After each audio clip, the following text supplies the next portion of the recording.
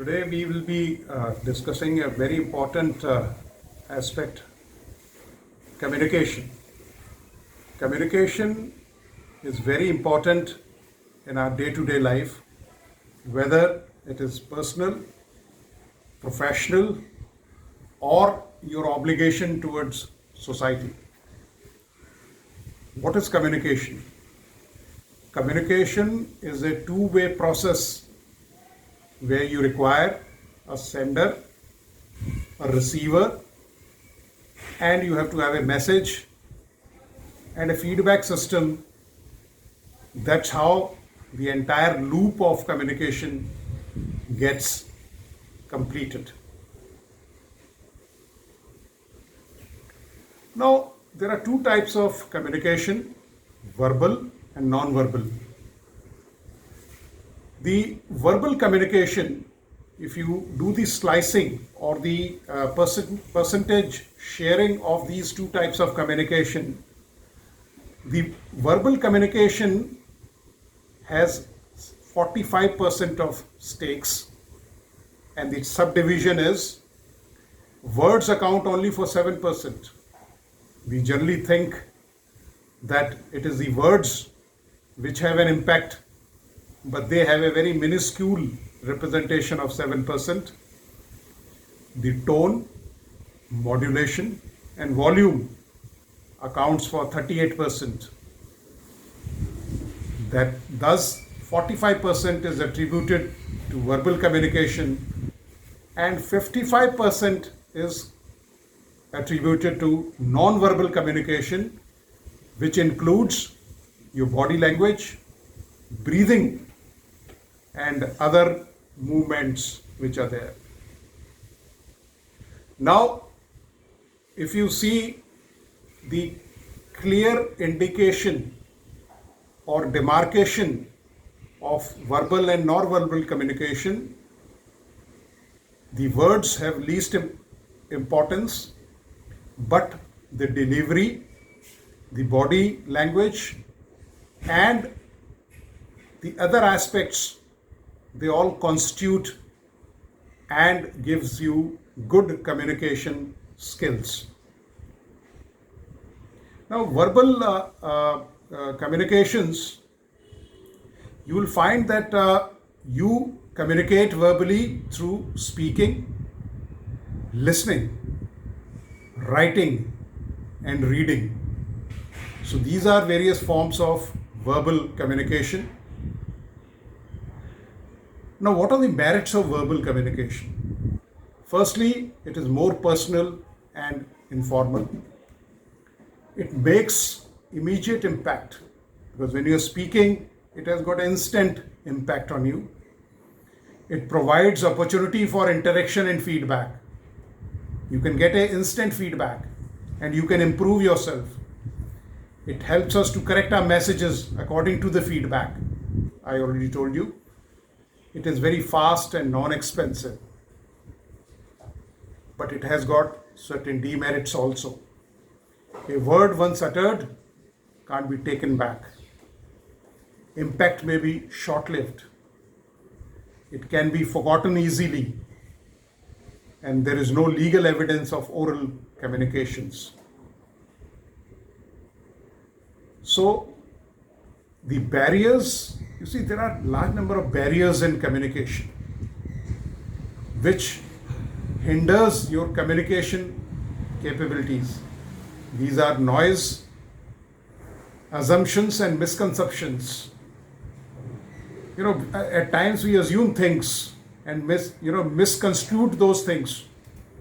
Like, एक शायर ने कहा था कि गलत फहमियाँ कुछ इस कदर सुर्ख हुई, उन्होंने वो भी सुन लिया जो मैंने कहा ही नहीं. Inappropriate medium. Sometimes we choose a medium which is not proper. The language differences. You must have seen there is a regional pull. Whosoever speaks, there are very few people who are above it, but otherwise you can make out that a person, whether he belongs to Bengal, Maharashtra, Tamil Nadu, or Punjab. Emotions also ride on your barriers, poor listening skills. This is the worst.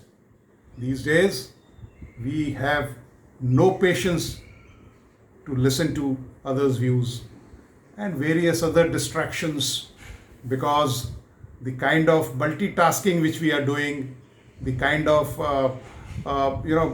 multi-pronged assignments which we undertake, it acts as a barrier in communication.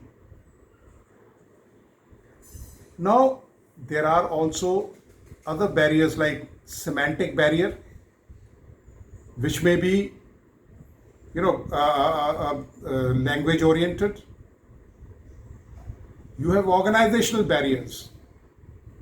They are dictated by organizational policy, organization culture, organizational rules and regulations, status relationship, and inadequate facility. Like if you are not communicating, you don't have conferences, you don't have briefings, you don't have reviews. I'm sure they act as barriers, and I'm sure there'll not be a very smooth communication between the management and the employees.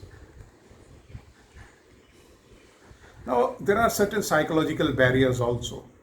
Lack of attention, premature evaluation, loss in transition, and poor retention.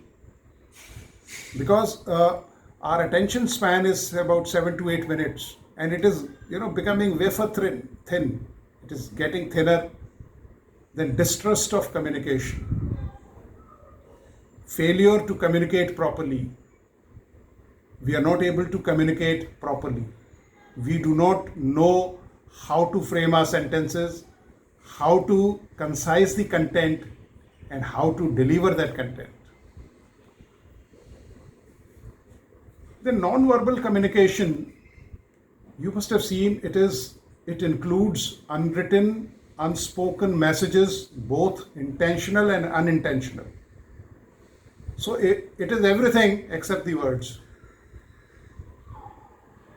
And the forms of non-verbal communication are facial expression, gestures, eye contact. That's why they say eyes, they speak. That's why they say eyes are expressive, and the body movement. And the forms of non-verbal communication are, it can be voice, touch, time, and paralanguage. And importance of non-verbal communication are, for being an excellent communicator, a person needs to augment his or her verbal expressions with non-verbal ones. So you have to have a happy mix of both verbal as well as non-verbal communication, and the body language, which is the most important factor in non-verbal communication. Advantages of non-verbal communication are, the usage of non-verbal communication can clarify even the toughest message to understand. Sometimes non-verbal cues can be more meaningful than the words themselves. There is a study which is called kinesics, that is how the body speaks, and we have to master this art, because if we can use body language effectively to superimpose with our verbal communication, I think we have won the battle. You must have seen some of the very good speakers, and I have no qualms in taking the names of President Obama, whom I consider as one of the best orators in the world. Like any spoken language, body language has words, sentences, and punctuations. So each gesture is like a single word, and one word may have several different meanings. So space and distance also plays an important role as far as communication is concerned. You can have individual space, you can have discussion space, you can have even social distance space, and you can have public speaking space. So all these factors, they play a very important role to to make you a good communicator, to make you an effective communicator, and to make you a person who can make the difference. So improve these skills, master them, and they are all learnable.